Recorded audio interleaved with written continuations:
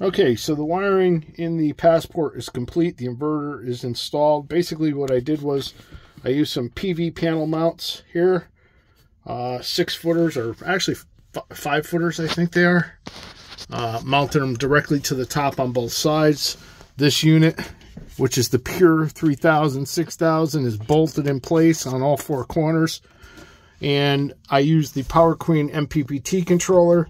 Basically, I added their side brackets, but I bolted one side and left this side open. So if I ever need to take the controller out, all I have to do is take off these 2 bolts on the back end here.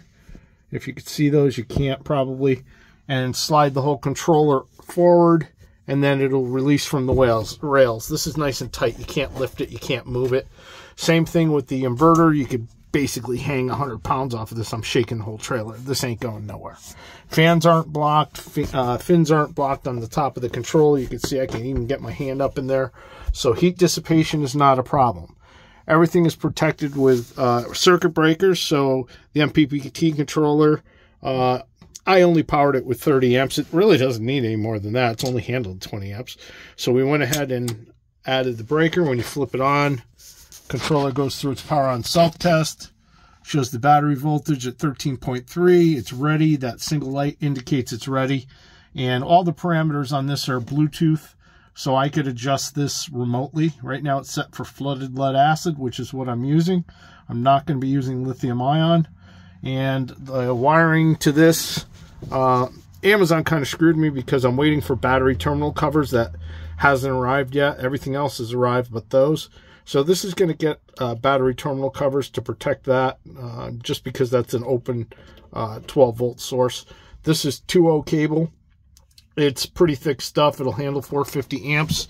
And this goes directly to the flooded lead acid batteries. I went through the holes in the floor that I made, mounted everything to the wall secure, so it's not going to be wobbling, because as you know, I mean, a camper is going to get bounced around down the road. Ground I didn't care about. It's still tight. It's 8 gauge, so you know it's not gonna be bouncing. This is secure. Everything is secure, so this thing can bounce down the highway and not damage anything. When you're storing and you're not using solar, in order to avoid the 0.15 amp draw from this controller, you simply press the button, turn off the breaker, power's off. To get power to the house, we went ahead on a 15 amp, used the converter to the 30 amp because our house is 30, and I drilled the hole through the side, added a standard fitting that allows you to pass through the 30 amp connector and go right in, plug right in. The Jupiter Pure will turn on remotely from in the bedroom. So that's my setup here. Everything is secure, nice, tight. It is non-intrusive to the entire room, so I could still store everything I needed. And this one area is only about, I'd say, what, 3-4 inches off the ceiling. So yeah, about 5 inches off the ceiling. So it doesn't really protrude into this storage area very much at all. It's pretty much non-intrusive. But that's what I did for the electrical.